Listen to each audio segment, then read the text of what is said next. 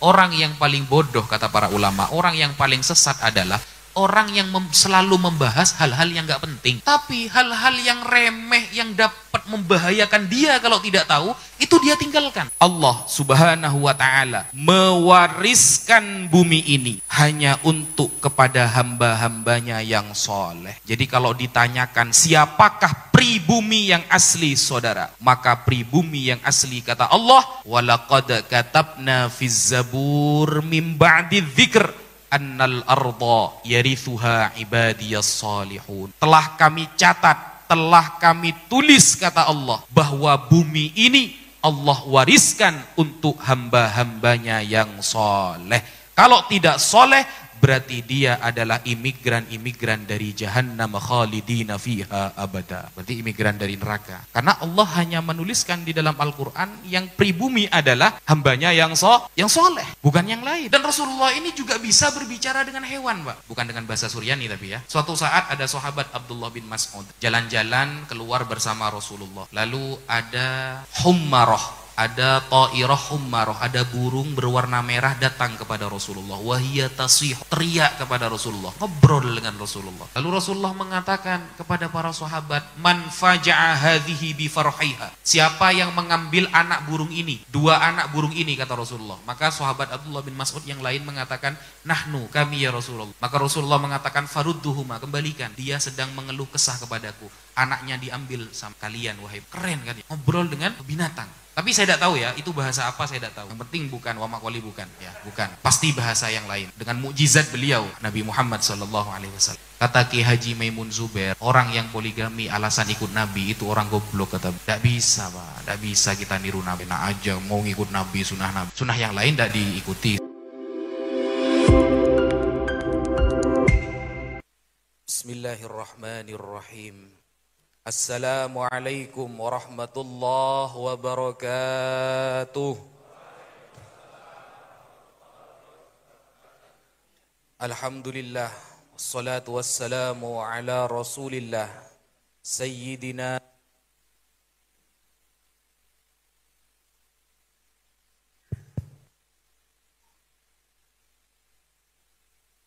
wa ala alihi wa sahbihi wa man walah, amma ba'd. Saya hormati dan al-fakir ta'zimi seluruh para tokoh, para ulama, para habaib, para kiai yang hadir pada acara yang insyaallah penuh dengan barokah ini. Wa nakhussu kepada Kiai Ahmad Busiri, kepada Syekh Nabil bin Sa'id bin Abdurrahman bin Sumer, dan seluruh jamaah muslimin wal muslimat yang sangat kami banggakan. Pada malam hari ini kita berkumpul untuk merayakan, mengenang, membahagiakan Rasulullah sallallahu alaihi wasallam. Ini tema kajian agak serius ya. Insyaallah kajian ini jarang ditemukan di beberapa tempat. Jadi harus disimak agar kita kemudian pulang dari sini membawa banyak manfaat insyaallah. Yang pertama, di sini Al-Fakir akan membawakan sebuah hadis dari sahabat Tamim Ad-Dari, bahwa Rasulullah sallallahu alaihi wasallam pernah bersabda, ad-dinu an-nasihah. Agama itu agama. Intinya itu adalah an-nasihah. Apa artinya nasihah? Bukan nasihat, bukan. Kita menasihati orang, bukan. An-nasihah maksudnya fi'lul khair, berbuat baik. Agama itu intinya kita berbuat baik. Lalu para sahabat bertanya kepada Rasulullah, liman, kita harus berbuat baik kepada siapa ya Rasulullah? Maka Rasulullah SAW menjawab, pertama, lillahi. Kita wajib berbuat baik kepada Allah. Bagaimana cara kita berbuat baik kepada Allah? Dengan cara mentauhidkannya, mengesakannya, dan tidak mensyirikkannya. Rasulullah bersabda, al-anbiya'u ikhwatun li'allat. Para nabi itu ayahnya semuanya bersaudara. Dan ibu mereka berbeda-beda. Wadinuhum wahid, tapi agama mereka satu. Nabi dari Nabi Adam sampai Nabi Muhammad SAW, semua agamanya itu satu. Al-Imam Ibnu Hajar Al-Asqalani dalam kitab Fathul Bari Syarah Sahih Bukhari menerangkan, maksud bahwa para nabi semua agamanya satu, wa huwa tauhid, yaitu mereka tauhid, mengesahkan Allah Subhanahu wa ta'ala. Itu cara kita berbuat baik kepada Allah. Yang kedua, wali rasulihi. Agama itu intinya berbuat baik kepada siapa? Li rasulihi, kepada utusan Allah Subhanahu wa ta'ala.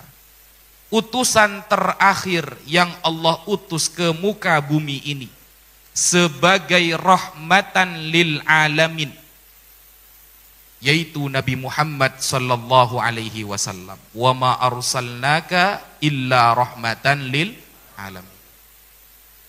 Salah satu cara berbuat baik kepada Rasulullah dengan cara kita berkumpul memperingati hari kelahirannya. Mungkin kita terlintas, kenapa sih Rasulullah kok tidak lahir di bulan Ramadan? Padahal di bulan Ramadan hari di mana Al-Quran diturunkan. Kenapa sih Rasulullah kok tidak lahir di malam Jumat atau hari Jumat? Padahal hari Jumat adalah Sayyidul Ayyam, rajanya para hari. Kenapa Nabi Muhammad kok lahirnya di hari Senin, bulannya Rabiul Awal? Seharusnya kan kalau Nabi Muhammad sebagai utusan semesta alam lahirnya di bulan Ramadan, karena bulan Ramadan ada Lailatul Qadar, yang mana Lailatul Qadar khairun min alfi syahr, lebih baik daripada 1000 bulan. Nah, kita harus tahu kenapa sih Nabi Muhammad kok tidak lahir di bulan Ramadan. Di sini Sayyid Muhammad bin Alawi Al-Maliki Al-Hasani Al-Makki menjawab di dalam kitabnya Al-I'lam bi Fatawa A'immatil Islam haula maulidihi alaihi salatu wassalam, bahwa hikmah Nabi Muhammad dilahirkan di hari Senin, bahwa Allah Subhanahu wa ta'ala khalaqas syajar fi yaumil itsnain. Allah menciptakan pepohonan itu di hari Senin. Jadi hari Senin itu Allah menciptakan pohon-pohon tumbuh-tumbuhan. Nah, Itsnain artinya 2. Allah adalah Ahadul Ahad. Ahad 1.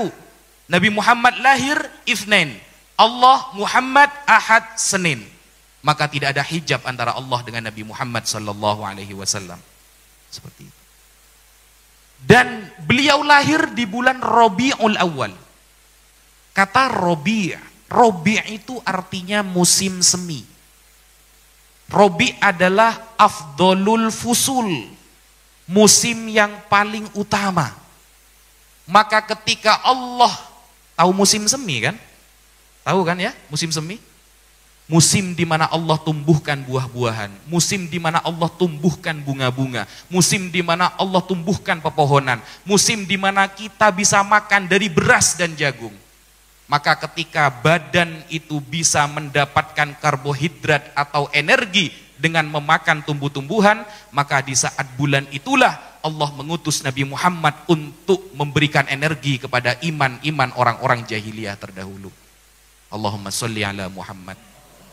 Itu jawaban Sayyid Muhammad di dalam kitabnya Al-I'lam.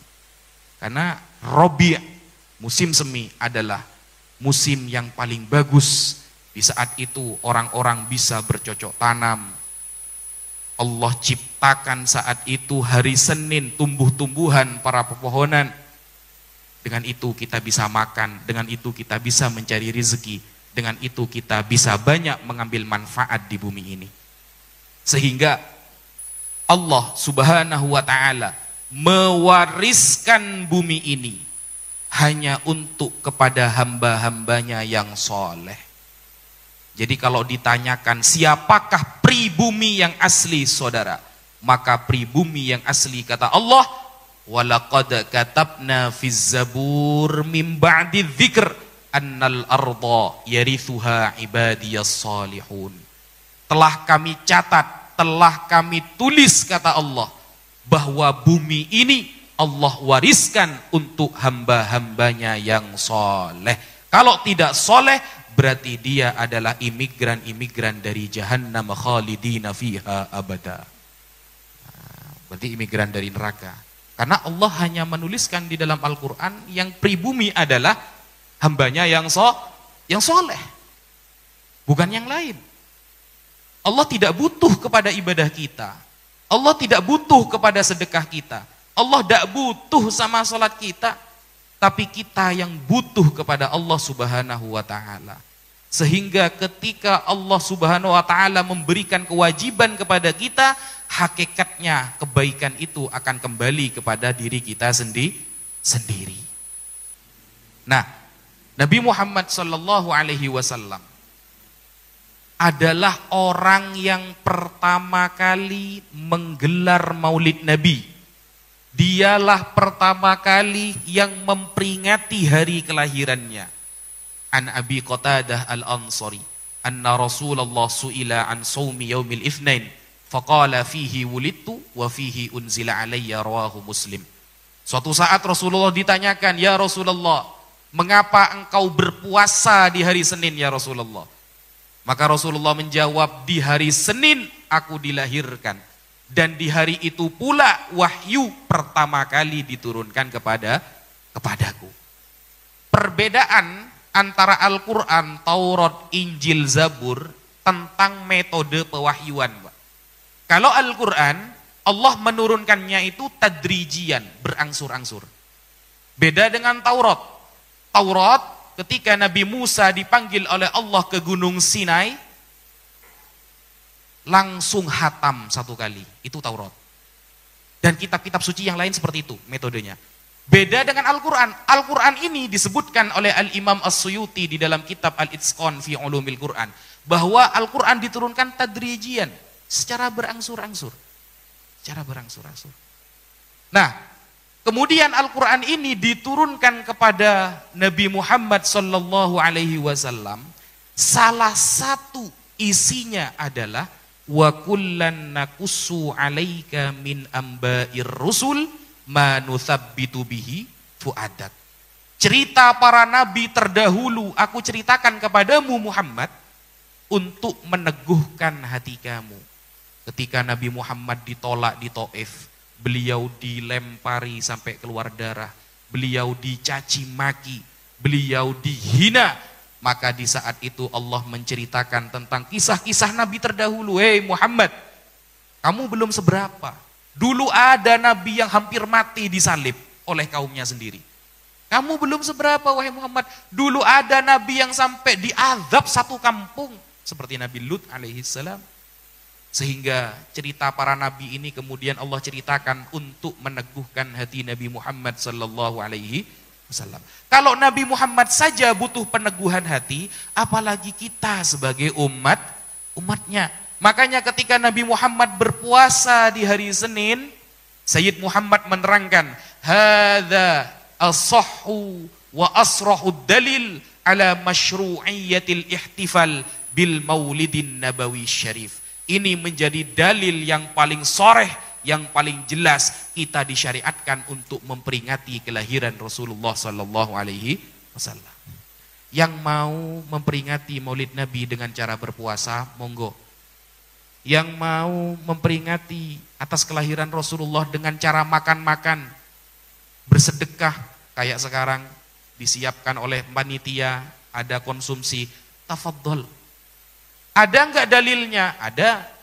Tertulis di dalam kitab Al-Hawi lil Fatawi yang ditulis oleh Al-Imam Al-Hafidh As-Suyuti, bahwa an Anas bin Malik anna Rasulullah aqqa an nafsihi ba'dan nubuwah. Suatu saat Rasulullah itu berakikoh. Akikoh itu hari raya kelahiran. Nabi kalau berakikoh berarti memperingati kelahirannya. Ketika Rasulullah diangkat menjadi seorang Rasul di umur 40 tahun, beliau berakikoh. Ma'anna jaddahu qad aqqa anhu fi sabi'i wiladatihi. Padahal kakek Nabi, siapa kakek Nabi? Apa? Abu Jahal. Bisa Abu Jahal, Pak. Abdul Muttalib. Padahal Abdul Muttalib sudah mengakikohi beliau ketika 7 hari kelahirannya. Wal akikoh la tu'adu marratan zaniyah. Akikoh tidak diulangi dua kali.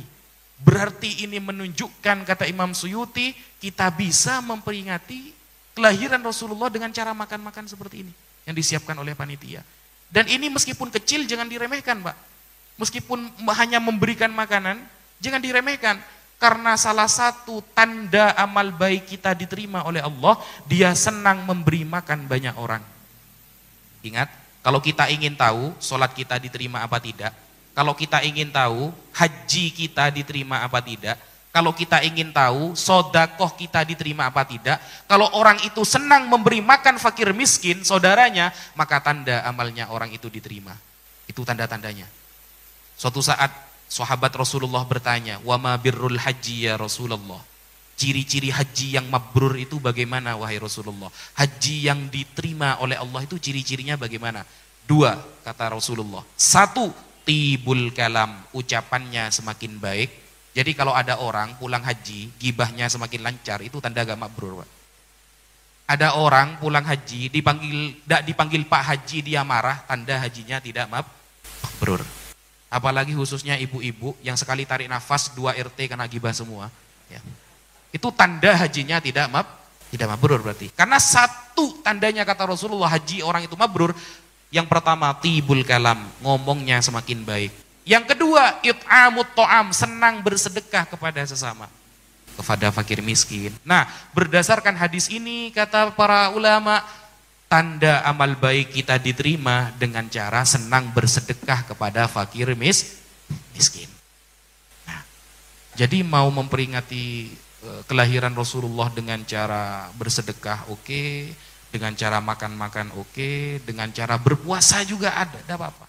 Atau hanya dengan kumpul-kumpul saja, wiritan bareng kayak tadi ya, ada baca sholawat. Apakah ada contohnya dari Rasulullah? Ada. Siapa bilang nggak ada? Kharaja Rasulullah sallallahu alaihi wasallam ala halqatin min ashabihi. Suatu saat Rasulullah keluar dari rumah beliau menuju kumpulan para sahabat.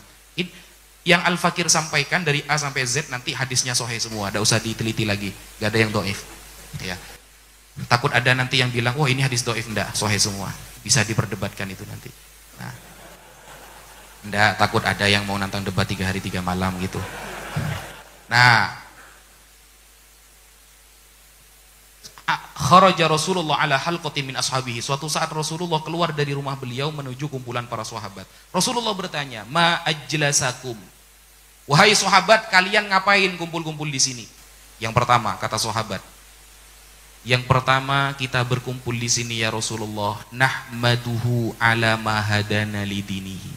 Kami berterima kasih memuji kepada Allah, kami telah dijadikan sebagai umat Islam. Yang kedua, wa manna alaina bik, dan kami berterima kasih kepada Allah, engkau telah dilahirkan ke dunia di hadapan kami. Wa manna lan wus nganugrahi, kalau di makna pesantren ya, wa manna alaina ing atase kita bika kelawan wujude panjenengan ya Rasulullah. Adanya engkau ini kami dianugerahi, ini kami bersyukur ya Rasulullah. Mendengarkan jawaban itu, Rasulullah mengatakan, innallaha yubahi bikumul malaikah. Allah sedang membanggakan kalian wahai para sahabat di hadapan para malaikat. Semoga kita termasuk. Karena kita tujuannya di sini ini kan sebenarnya ingin dapat syafaat Rasulullah. Rasulullah mengatakan syafaati lil kabair min ummati. Syafaatku untuk para pendosa besar. Ya kita ini pendosa besar, Pak. Kita ini. Jadi kita ini sebenarnya tidak pantas mau bilang umatnya Nabi, kita kan tidak pantas. Sodakohnya pas-pasan, pikiran nggak ada yang istiqomah, sholatnya telat-telat. Itu mau masuk surga tanpa hisab, mimpi, Pak. Yang masuk surga tanpa hisab itu cuma 70.000, Pak. Kita tidak masuk itu. Andaikan 70.000 itu satu orang bawa 70.000 umat, tidak masuk kita, Pak. Makanya kalau kita itu realistis orangnya, Allah maha realistis, Pak. Kita bawa uang 1 juta, mau beli mobil Alphard, dapat spion, Pak. Bukan dapat mobilnya. Sama, Allah juga gitu nanti di akhirat. Kalau Anda bukan menjadi orang yang VIP di dunia, tidak pernah akan jadi VIP di akhirat. Jadi kalau kita pas-pasan yang kita pikirkan itu bukan masuk surga tanpa hisab, gimana sekiranya masuk neraka agak lama-lama gitu. Kita fokusnya ke sana, bukan fokus gimana sekiranya tanpa hisab. Tidak cocok itu, tidak potongan sama sekali itu, Pak. Kita itu. Surganya para ulama itu disebutkan dalam kitab Ihya Ulumuddin yang ditulis oleh Al-Imam Al-Ghazali. Di awal-awal Ihya Ulumuddin, di awal-awal bab pertama Kitabul Ilmi, itu sudah diriwayatkan bahwa sahabat Abdullah bin Abbas mengatakan surganya ulama dengan surga kita itu jaraknya 700 tingkatan, Pak. Setiap satu tingkatan menuju tingkatan berikutnya itu andaikan kita berjalan itu 500 tahun itu. Kan ma baina sama'i was sumur itu, Pak. Antara langit dengan sumur itu. Jadi janganlah kita berharap kita masuk surga tanpa hisab, tidak cocok, Pak. Kita itu gimana sekiranya di neraka agak lama-lama gitu. Nah, nanti saya kasih tahu caranya ya, sekiranya di neraka agak lama-lama. Ini matematikanya malaikat yang gak bisa diganggu-gugat oleh pihak manapun ini. Nah, tapi ini rahasia, Pak ya, jangan dikasih tahu siapapun. Ya. Cara sekiranya agak lama-lama di neraka gitu. Karena jadi umat Nabi itu enak loh, Pak. Jadi umat Nabi enak. Sahabat Ubay bin Ka'ab ketika mengatakan, "Ya Rasulullah, aj'alu laka sholati kullaha." Ya Rasulullah, aku jadikan semua doaku sebagai solawat kepada engkau. Semua doanya sahabat Ubay bin Ka'ab diniati bersolawat kepada Rasulullah. Apa jawaban Rasulullah? Simple. Idzan tukfa hammaka wa yughfaru laka dzambuk. Oh, kalau seperti itu, wahai Ubay bin Ka'ab, maka semua kesusahanmu akan dicukupi oleh Allah. Gara-gara beliau menjadikan semua doanya sebagai solawat kepada Rasulullah. Wa yughfaru laka dzambuk, dan dosamu akan diampuni oleh Allah. Kan enak kan jadi umatnya Nabi Muhammad sebenarnya. Dan ketika nanti di hari kiamat kita bingung nyari syafaat, cuma Rasulullah yang mengatakan ha analaha, ya akulah sang pemilik syafaat itu. Nabi-nabi yang lain gak ada itu yang berani itu bilang seperti itu. Jadi Al-Quran itu adalah kitab yang paling keren, diturunkan di bulan yang paling keren, Ramadan, kepada Nabi yang paling keren, kepada umat yang paling keren. Umatnya seperti kita, Pak, malu-maluin. Ya. Masa Allahu Akbar langsung ingat, besok jatuh tempo angsuran katanya. Sholat kita itu perlu disolati sebenarnya, Pak. Iya, masa sholat itu? Sholat aja sudah ingat kemana-mana gitu loh. Jadi kalau di total 24 jam kita ingat sama Allah itu kira-kira cuma berapa detik kan? Padahal Rasulullah itu sebelum lahir saja beliau sudah memberikan manfaat besar kepada kita. Sebelum lahir. Orang pertama kali yang mendapatkan manfaat Rasulullah itu siapa? Nabi Adam. Nabi Adam ketika melakukan kekhilafan, beliau menyebutkan nama Rasulullah. Ada yang mengatakan hadis ini dhaif, padahal syawahid penguatnya sangat banyak sekali dari jalur Maisarah dan lain sebagainya. Ketika Nabi Adam mengatakan, ya Allah bihaqqi Muhammad, dengan derajat Nabi Muhammad, lama ghafartali, ampuni aku ya Allah. Wah, Allah langsung mengatakan, loh kamu kok bisa tahu kepada Muhammad wahai Adam, walam akhlukhu, padahal aku belum menciptakan Muhammad. Apa jawaban Nabi Adam? Fa inni ra'aitu ala qawaimil arsy maktuban la ilaha illallah Muhammadur Rasulullah. Aku melihat di tiang-tiang arsy semuanya tertulis la ilaha illallah Muhammadur Rasulullah, kata Nabi Adam.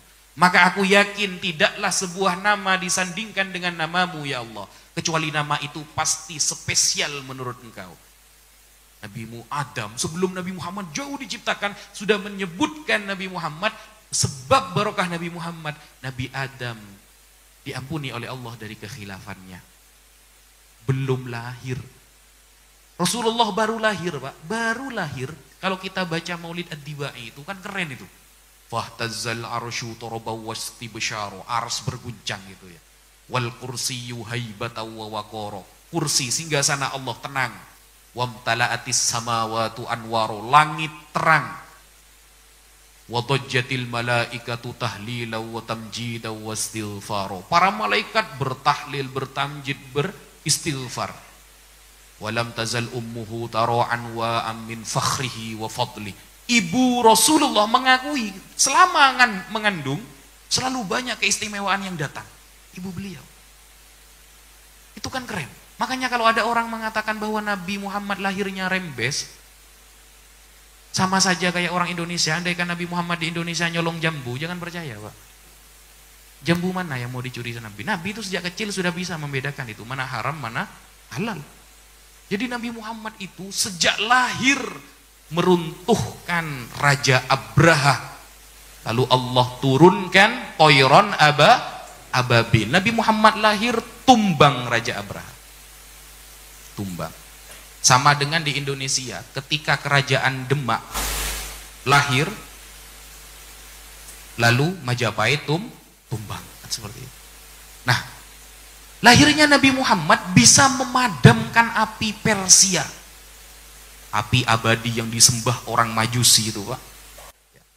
Itu yang hidup ribuan tahun, Nabi Muhammad lahir mati apinya Pak. Apalagi cuma rokoknya Surya, mati Pak. Gitu. Surya 16 warna coklat, itu yang paling nikmat. Nah, lahirnya Rasulullah baru lahir sudah bermanfaat kepada ibundanya Sayyidah Halimah. Jadi dulu di Mekah itu ada beberapa anak yang kalau dirawat itu mendapatkan gaji. Sayyidah Halimah jauh-jauh ke Mekah dengan suaminya hanya ingin mencari gaji dengan cara merawat anak bayi. Ketika Sayyidah Halimah nyampe ke Mekah, ternyata bayinya tinggal satu, hanya bayi Nabi Muhammad bin Abdullah. Suaminya gak mau, kamu kalau ngerawat ini kamu gak dapat gaji, ini anak yatim.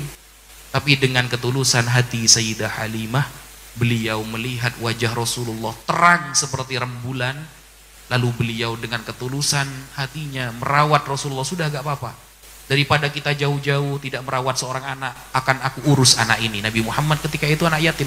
Makanya Nabi Muhammad itu sangat menspesialkan anak yatim, karena beliau dulu yatim. Gitu. Nah, ketika diasuh oleh Sayyidah Halimah, yang awalnya susu dalam diri beliau itu sedikit, langsung memancar bagaikan sumber. Barokahnya merawat Nabi Muhammad SAW. Tunggangan beliau yang dibawa jauh-jauh dalam keadaan sakit dan kurus langsung sehat. Bahkan hewan ternak Sayyidah Halimah yang awalnya tidak mau makan kurus langsung gemuk-gemuk, sebab barokah merawat Nabi Muhammad SAW. Belum lahir beliau bermanfaat, baru lahir pun banyak memberikan manfaat. Apalagi ketika beliau sudah besar, apa yang menjadi hajat umatnya ketika itu Allah kabulkan sebab barokah Nabi Muhammad SAW.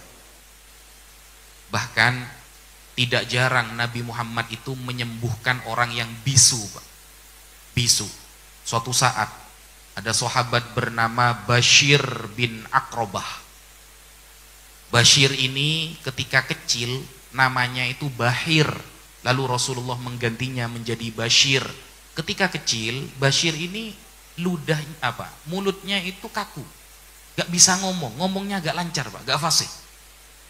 Fanafathan nabiyyu fi fiyya, lalu diludahi oleh Rasulullah.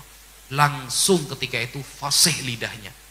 Ketika tangannya menyentuh rambut beliau, tangan Rasulullah menyentuh rambut beliau. Ketika beliau tua, semuanya beruban kecuali rambut yang dipegang oleh Rasulullah tidak beruban, tetap hitam itu.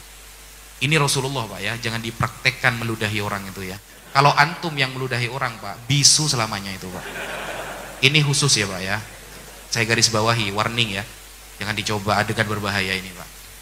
Nah, bukan hanya itu, berkali-kali Rasulullah. Ketika kemudian ada riwayat dari sahabat Abu Sa'id Al-Khudri, ketika beliau sedang berhaji wada, lalu ada seorang dari Yamamah mendatangkan seorang anak kecil kepada Rasulullah yang saat itu masih bayi. Lalu masih bayi, masih belum tahu ABCD Pak. Rasulullah mengatakan kepada bayi itu, "Man ana?" Dijawab sama bayinya, "Anta Rasulullah." Siapa saya? Dijawab, "Engkau adalah Rasulullah." Masih bayi padahal. Itu keren. Kalau kita yang bertanya sama bayi Pak, "Man ana?" Itu nangis sampai besok itu Pak. Man ana, langsung gitu. Jadi itu mukjizat Rasulullah. Dan Rasulullah ini juga bisa berbicara dengan hewan Pak. Bukan dengan bahasa Suryani tapi ya. Dengan bahasa saya tidak tahu karena di dalam hadisnya tidak diterangkan bahasa apa yang dipakai. Suatu saat ada sahabat Abdullah bin Mas'ud jalan-jalan keluar bersama Rasulullah. Lalu ada hummarah, ada ta'irah hummarah, ada burung berwarna merah datang kepada Rasulullah. Wahiyya tasihu, teriak kepada Rasulullah, ngobrol dengan Rasulullah. Lalu Rasulullah mengatakan kepada para sahabat, man faja'a hadhihi bi farhiha. Siapa yang mengambil anak burung ini? Dua anak burung ini, kata Rasulullah. Maka sahabat Abdullah bin Mas'ud yang lain mengatakan, nahnu, kami ya Rasulullah. Maka Rasulullah mengatakan, farudduhuma, kembalikan. Dia sedang mengeluh kesah kepadaku. Anaknya diambil sama kalian, wahai para sahabat. Keren kan ya? Ngobrol dengan binatang. Tapi saya tidak tahu ya, itu bahasa apa saya tidak tahu. Ya, yang penting bukan wamakoli, bukan. Ya, bukan. Pasti bahasa yang lain. Dengan mukjizat beliau, Nabi Muhammad SAW. Nah, bukan hanya itu, bahkan orang buta pun, orang buta langsung sembuh ketika itu. Ada hadis dari sahabat Utsman bin Hunayf bahwa suatu saat ada sahabat Dorir datang kepada Rasulullah. Ya Rasulullah, saya buta. Gimana sekiranya saya itu sembuh dari kebutaan ya Rasulullah. Apa kata Rasulullah? Itil midots. Kamu ke tempat wudu, fa ahsin wudu'aka, perbaiki wudu kamu. Fa sholli rakaataini, salat 2 rakaat. Fad'ullaha, lalu berdoa kepada Allah dengan menyebutkan ya Rasulullah, inni tawajjahtu bika ila rabbina. Biasanya kan kalau kita berdoa kan ya Allah kan. Ini menyebutkan ya Rasulullah, ya Muhammad. Langsung ketika itu disembuhkan matanya, makrifatnya disembuhkan oleh Allah Subhanahu wa ta'ala. Dan bahkan sebab Rasulullah, kita semua yang ada di sini, semoga kita semuanya husnul khotimah. Ya kita harapkan itu husnul khotimah. Siapa orang yang husnul khotimah? Sebab Rasulullah banyak. Para sahabat yang husnul khotimah, sebab Rasulullah itu banyak. Salah satunya ibunya sahabat Abu Hurairah, Pak. Ibu sahabat Abu Hurairah itu setiap hari mencaci maki Rasulullah. Sahabat Abu Hurairah itu kan ngaji mondok ke Rasulullah kan. Ashabus suffah. Ngaji mondok. Dan sahabat Abu Hurairah ini orang fuqara. Beliau orang miskin. Sampai beliau mengatakan, tidaklah aku mendapatkan ilmu dari Rasulullah kecuali aku pasti dalam keadaan lapar. Kalau sekarang kan tidak, Pak. Kekenyangan kita sampai ketiduran kan, sholawatan kan. Kalau sahabat Abu Hurairah itu pasti lapar. Makanya Rasulullah kalau ada tamu, beliau kalau ada tamu, Pak, tamu itu bawa makanan. Biasanya oleh Rasulullah dikasih kepada santri-santrinya dulu. Ada sahabat Abu Hurairah dan lain sebagainya. Nanti kalau ada sisa, biasanya Rasulullah makan dulu. Makan terakhir ya. Jadi dikasih santrinya, ada sisa, Rasulullah yang makan. Kalau sekarang kan terbalik. Biasanya ustadznya ngambil dulu itu. Jamaahnya apa kata nanti itu sudah gitu. Itu Rasulullah seperti itu. Jadi kalau dapat rezeki, santrinya didahulukan dulu. Nanti ada sisa itu rezeki Rasulullah. Nah, ibunya sahabat Abu Hurairah itu setiap hari mencaci maki kerjaannya. Sampai sahabat Abu Hurairah gak tahan, karena kewajiban beliau seorang anak harus taat kepada orang tua, maksudnya harus menghormati orang tua. Kalau dalam hal kemaksiatan tidak boleh taat. Minta doa kepada Rasulullah. Ya Rasulullah, ibu saya ini kerjaannya mencaci engkau ya Rasulullah. Doakan semoga masuk Islam gitu. Langsung didoakan oleh Rasulullah. Pulang Sayyidina Abu Hurairah, langsung dibuka pintunya, di depan pintu ibunya berdiri langsung mengatakan, asyhadu an la ilaha illallah wa anna Muhammadar Rasulullah. Keren kan dia? Rasulullah. Kita ini sebenarnya tidak pantas kita mau dikatakan umat Nabi Muhammad itu. Nabi Muhammad terlalu keren menurut kita, Pak, gitu loh. Tidak usah Nabi Muhammad lah, Nabi Yusuf lah. Nabi Yusuf itu pernah dikunci di dalam kamar, Pak, oleh perempuan cantik, Pak. Warawadathu allati huwa fi baiti, dikunci. Ayo Mas,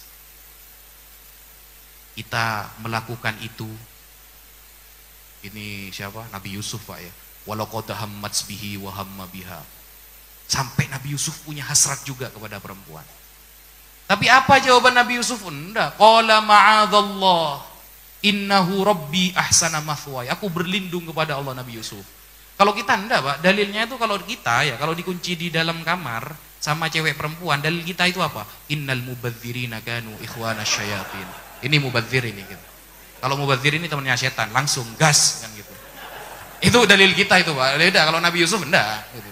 Kalau Nabi Yusuf enggak. Qala ma'adallah innahu rabbi ahsana mathwa innahu la yuflihudz zalimun. Gitu. Nah, itu bedanya kita sama para nabi. Karena nabi itu sudah dari sononya sudah bersih. 1 tambah 1 sama dengan 2. Itu nabi itu, contoh itu. Nabi itu contoh. Jadi sulit nabi itu salah karena dicetak dari sononya sudah keren. Jadi iman seorang nabi itu semakin hari semakin bertambah. Iman iblis itu semakin hari semakin menurun. Iman malaikat itu standar. Lah iman kita itu goyang pakai gempa gitu. Kadang jatuh. Kadang kalau sudah pengen tahajud sampai subuh. Itu 1 kali setahun kadang itu terjadi. Ya kan seperti itu kalau kita kan gitu. Setahun gitu. Kalau sudah khusyuk, kalau ikat mati. Apalagi kalau hampir jatuh tempo angsuran, Pak. Itu sholatnya sudah khusyuk banget itu, Pak. Dan itu terjadi ketika hampir jatuh tempo saja biasanya. Karena pertolongan tidak ada yang lain kecuali dari Allah itu. Secara akal sudah gak bisa. Ini saya kalau menggadaikan rumah ini hilang semua kan gitu. Ya ini kita ini sebenarnya tidak pantas lah menjadi umat Nabi. Makanya jangan pernah berpikir kita itu masuk surga tanpa hisab. Yang kita pikirkan itu gimana masuk neraka gak lama-lama. Karena kita potongannya sudah gak bisa ini, Pak. Gak bisa. Jadi nanti kita dibangkitkan di alam kubur, itu kan wajahnya berbeda-beda. Umat Nabi ini dibangkitkan di alam kubur wajahnya berbeda-beda, Pak. Ada yang dibangkitkan dalam keadaan kurus, dagingnya dimakan oleh ular. Itu adalah orang yang dulu di dunia menghafalkan Al-Quran, tapi dia tidak mengamalkan isinya. Na'udzubillahi min dzalik. Ada yang timbang Pak, sampai di surga dia timbang, Pak. Siapa? Dia yang poligami tapi tidak adil. Nah itu, Pak. Ya, rata-rata yang poligami itu gak adil. Rata-rata, apalagi alasannya mau ikut Nabi. Kata Ki Haji Maimun Zubair almarhum, orang yang poligami alasan ikut Nabi itu orang goblok, kata beliau itu. Tidak bisa, Pak, tidak bisa kita niru Nabi. Enak aja mau ngikut Nabi, sunnah yang lain tidak diikuti seperti itu. Kayak kita ikut kiai, ada kiai merokok, kalian merokok, saya kan ikut kiai, rokoknya yang ditiru. Sholatnya gak ada yang ditiru itu, belajarnya gak ada yang ditiru gitu. Nah inilah, ini memang wajah-wajah Ji Samsu sama Surya 16 seperti itu biasanya, Pak.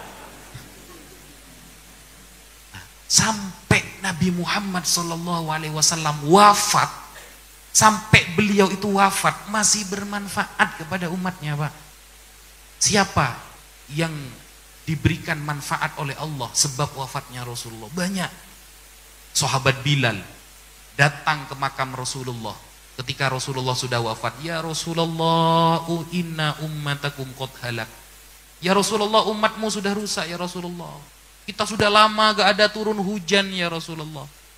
Gara-gara berdoa di depan makam Rasulullah, lalu adalah salah satu sahabat bermimpi Rasulullah untuk melobangi atap kuburan Nabi agar antara langit dengan kuburan tidak ada pembatas. Langsung hujan ketika itu, Pak. Bayangkan, Rasulullah wafat masih bermanfaat kepada umat. Sayyiduna Umar berdoa, ya Rasul, ya Allah, inna natawassalu bi nabiyina fataskina wa inna natawassalu bi ammi nabiyina faskina. Ya Allah, dulu kami bertawassul kepada Nabi kami, engkau turunkan hujan. Maka sekarang aku bertawassul dengan paman Nabi kami, maka turunkanlah hujan. Langsung turun hujan, Pak. Langsung turun hujan. Nabi Muhammad belum lahir bermanfaat, baru lahir memiliki manfaat, apalagi ketika besar dan sampai wafat pun beliau memberikan manfaat kepada umatnya. Lah umatnya isinya kayak kita ini sudah, Pak, gitu. Solawatan kalau gak ada hadrohnya gak mau datang. Ya. Sebenarnya solawatan ada macam dua. Solawat yang ada hadrohnya ini solawat bagi orang-orang yang males sebenarnya, Pak. Daripada dia datang ke dangdutan kan mending datang solawatan kan seperti itu. Kalau solawatan tingkatan orang yang ikhlas itu biasanya yang gak ada hadrohnya. Sallallahu alaihi Muhammad, sallallahu alaihi Muhammad. Itu 5.000 kadang ya. Ada apa itu namanya? Solawat nariyah 4.444 kan gak ada hadrohnya itu. Allahumma sholli sholatan kamilatan wa sallim salaman taman. Itu ketika baru datang langsung ngambil tempat pojokan tidur. Giliran konsumsi datang seger lagi. Itu kan kita seperti itu rata-rata kan gitu. Gitu mau masuk surga tanpa hisab, enggak potongan kita, Pak.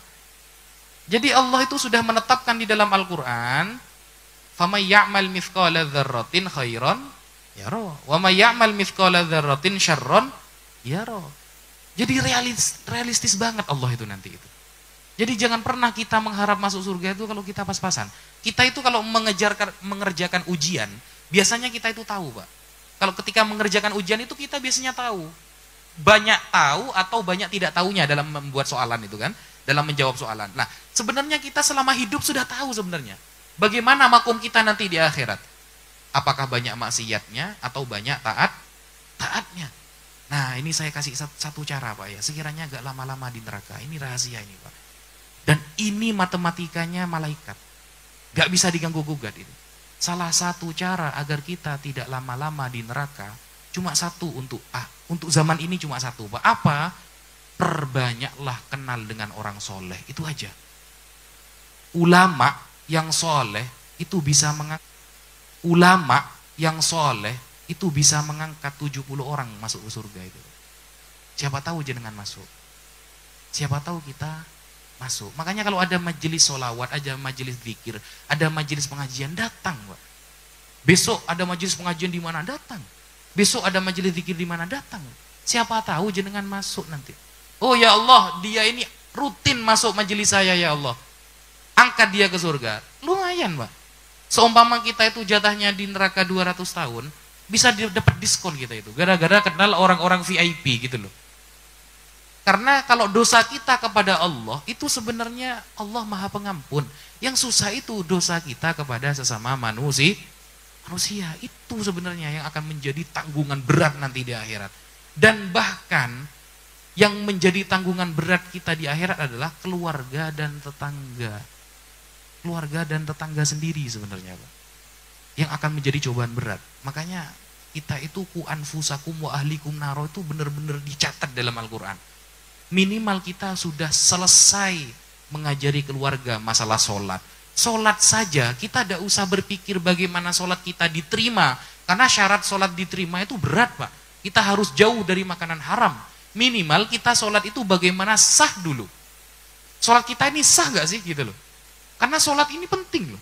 Inna awwala ma yuhasabul abdu min amalihi yaumal qiyamah as-sholah. Yang pertama kali dicatat di hari kiamat, yang diperhitungkan adalah sholat. Fa in soluhat soluha sairu amali, kalau sholatnya baik semuanya baik.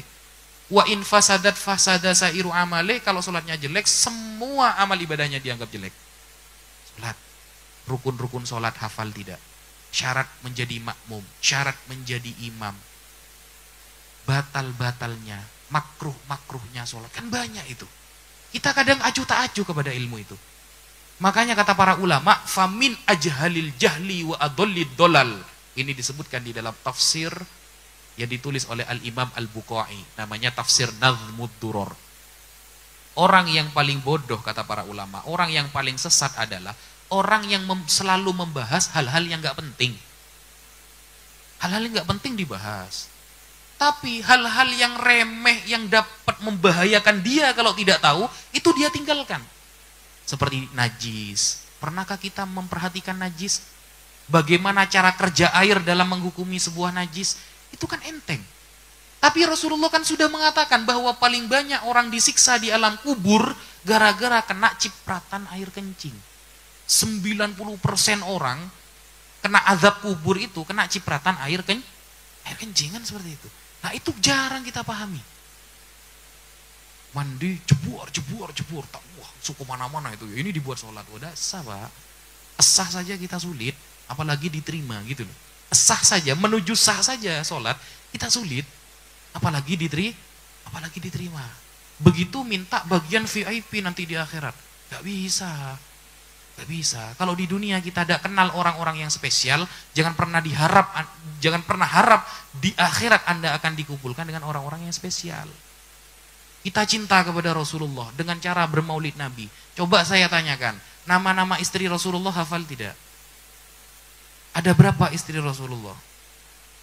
Ada yang bilang 9, 10, 11, 12. Ini kan susah. Katanya cinta. Kalau cinta itu harus hafal, Pak. Karena kita kalau sudah cinta kepada seseorang, sandalnya pun hafal. Dia pakai sandal swallow, Carville, Homipet, semua hafal kita, Pak. Makanya ada istilah itu, gak usah minum Fanta kalau gak haus, gak usah mainin cinta kalau gak serius. Lo kan iya, Pak. Buat apa beli almari kaca kalau gak diisi roti? Buat apa main cinta kalau bukan cinta sejati? Ya. Kalau cinta kepada Nabi minimal nama istrinya hafal lah, siapa saja gitu. Nah, tadi ditanyakan nama kakeknya langsung Abu Jahal. Bahaya ini saudara gitu. Nama-nama putri Nabi, Sayyidah Fatimah, Ruqayyah, Ummul Kulthum, Zainab. Dan bagaimana lika-liku Nabi. Nabi itu keren loh. Orang yang poligami, rata-rata orang poligami itu pasti istri yang pertama atau kedua akan menggibah suaminya, itu hampir pasti. Dalam hal kelemahan suaminya.